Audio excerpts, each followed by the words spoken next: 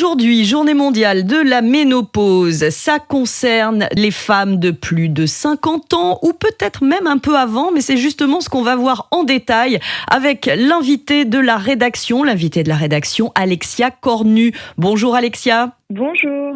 Alors Alexia, vous êtes coach sportif diplômée universitaire, vous êtes experte en physiologie féminine depuis déjà 2010 et vous êtes autrice et chroniqueuse dans les médias. Qui mieux que vous pour évoquer cette ménopause? Alors la ménopause, on s'y perd un peu entre périménopause, préménopause, ménopause avérée. Est-ce qu'on peut recamper le décor ? Alors, la périménopause, ça va en fait être toute la période où on a les dérèglements hormonaux qui vont nous amener à la ménopause. La ménopause, elle est actée quand on a plus de saignement depuis 12 mois consécutifs. Donc, si on n'a plus de saignement pendant 6 mois mais qu'on ressaigne, on remet les compteurs à zéro. Donc, c'est plus de saignement pendant 12 mois consécutifs et là, on peut dire qu'on est ménopausé. Toute la période de transition où il y a des symptômes, c'est la périménopause. Et toute la période avant cette périménopause, c'est la préménopause. L'âge varie un petit peu. On donne une moyenne en général, c'est quand on aborde la cinquantaine. C'est fluctuant, ça peut être un peu prématuré. Ça peut être prématuré, mais c'est très fluctuant, surtout que la ménopause aux alentours de 50 ans, c'est cette ménopause avérée de 12 mois. Sans règles. Mais exactement. Aujourd'hui, on a des femmes qui commencent à être en périménopause entre 35 et 40 ans. Donc, on commence à avoir les symptômes de la périménopause entre 35 et 40 ans. Et ça, c'est pas une ménopause précoce, c'est vraiment la moyenne. Et après, on va être... alors, quand on est ménopausé à 40 ans, effectivement, c'est précoce. Et en général, il y a plusieurs années, puisque la périménopause, donc quand on a les fluctuations hormonales, en fait, ce qui se passe, c'est que nos taux d'œstrogène, progestérone varient. Et donc, ça va dérégler progressivement notre cycle. Au début, c'est des tout petits symptômes, on n'y prête pas forcément attention. Pour certaines femmes, il n'y aura pas plus que ça. Et pour d'autres, eh bien, il y a des symptômes qui sont beaucoup plus forts. Alors, on pense immédiatement aux bouffées de chaleur, aux sueurs nocturnes, mais pas que. Alors oui, les bouffées de chaleur nocturnes sont très connues, bien qu'il y a des femmes qui ne les connaîtront jamais. Il y a également le changement de morphologie, puisque les oestrogènes sont responsables de la répartition des graisses dans le corps. Donc c'est vrai qu'on a tendance à stocker davantage au niveau du ventre, au niveau de la taille. Donc beaucoup de femmes à cette période-là disent « Ah, c'est le ventre, je suis plus à l'aise avec mon ventre ». On peut également avoir des sécheresses. Alors, on parle souvent des sécheresses vaginales, mais des sécheresses cutanées aussi, oculaires qui peuvent intervenir. Le brouillard cérébral qui est aussi un des symptômes de la périménopause ou qui est souvent d'ailleurs diagnostiqué comme un burn-out alors que c'est lié aux symptômes de la ménopause. C'est un gros bouleversement, on l'a bien compris, que ce soit physique, physiologique, psychologique également. Qu'est-ce qu'on peut conseiller à toutes ces femmes qui sont concernées et qui vont l'être d'une manière ou d'une autre, sachant que, vous l'expliquiez à l'instant, il n'y a pas d'égalité là-dessus, Exactement, il n'y a pas d'égalité. Après, moi, ce que je peux observer, ça fait 15 ans que j'accompagne des femmes à la ménopause, c'est que celles qui vont davantage prendre soin d'elles et qui vont se mettre un peu plus en priorité vont mieux la vivre.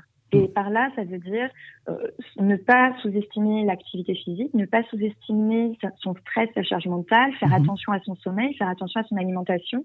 Et c'est vrai que quand on met en place ces 4 piliers qui sont le stress, le sommeil, l'alimentation et l'activité physique, quand on prend soin de ces 4 piliers-là, clairement, il y a moins de symptômes et la ménopause arrive beaucoup plus sereinement. Depuis plusieurs années, et tant mieux, on brise le tabou de la ménopause parce qu'on n'osait pas en parler. On voyait des femmes vraiment dans la frustration, dans la gêne, que ce soit sur leur lieu de travail ou dans leur vie personnelle, en famille, entre amis.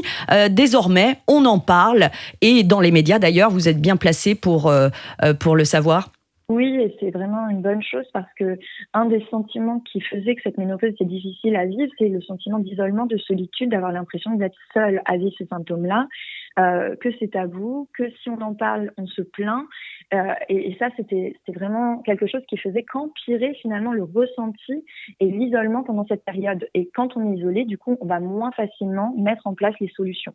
Le fait qu'on en parle davantage, que les langues se délient, que ça devienne un sujet de société, sachant que ça concerne une personne sur 2, puisque 100% des femmes vont être ménopausées, eh bien, ça fait du bien parce que ça permet de rendre ce sujet-là beaucoup plus normal, sachant que ça l'est parler, et puis de mettre en avant les solutions, puisqu'elles existent, et qu'au final, on n'est pas censé souffrir en silence dans notre coin, puisqu'il y a énormément de choses qu'on peut faire pour vivre beaucoup plus sereinement sa ménopause. Alors ces conseils, ces astuces, on les retrouve dans votre deuxième ouvrage intitulé « Le guide santé des femmes » aux éditions Larousse, paru en septembre dernier, en collaboration d'ailleurs avec une kiné que vous connaissez bien. Oui, Julie Cantourné, qui est kiné spécialisée sur tout ce qui est abdo-périnéologie, qui travaille exclusivement aussi avec des femmes sur la ménopause, l'endométriose, les douleurs pelviennes, et avec qui on a créé ensemble une école de formation pour les kinés, les ostéopathes et les coachs sportifs. Une astuce, un conseil pour clore notre échange ce matin. Alors, le meilleur conseil pour les femmes pour ne plus avoir de bouffées de chaleur, c'est l'hydratation. Attention de boire au minimum 1,5 litre d'eau par jour et de ne pas compter le thé, le café, les infusions ou autres boissons aromatisées comme étant part de ces 1,5 litre. Donc vraiment, l'hydratation, attention au thé, au café, puisque ce sont des diurétiques et ils peuvent être excitants et donc participer à ce manque d'hydratation. Et ça fait une énorme différence. J'ai énormément de femmes qui n'ont plus de bouffées de chaleur parce qu'elles ont diminué le thé, le café et augmenté les apports hydriques. Voilà, c'est une clé simple qui peut d'ailleurs être proposée aux messieurs, puisque l'andropause, on en parle peu, mais les hommes sont concernés aussi avec un taux d'hormones en baisse.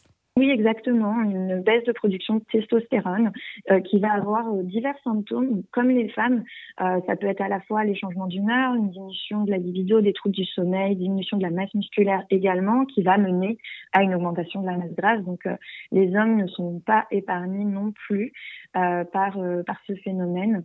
Et donc, ils doivent aussi prendre soin d'eux, tout comme les femmes. Ménopause ou andropause, on peut quand même être épanoui ? Oui, tout à fait. Moi, je trouve que c'est aussi un bon moment pour faire le point sur ses besoins, ses envies. Et je trouve que la ménopause, c'est bien aussi pour se réinventer. On rentre dans une nouvelle phase de notre vie. Et donc, de se dire que cette phase, elle peut être aussi très, très chouette et d'avoir envie de la rendre la plus épanouissante possible. C'est vraiment ça qu'il faut garder en tête. Eh bien, merci beaucoup pour ces ondes positives, Alexia Cornu. Merci d'avoir été avec nous. Merci d'avoir été notre invitée sur Radio Maritima. Je vous rappelle donc le guide santé des femmes aux éditions Larousse. Voilà, prenez le temps de vous pencher sur cet ouvrage. Vous trouverez d'autres clés pour bien vivre votre ménopause, mesdames.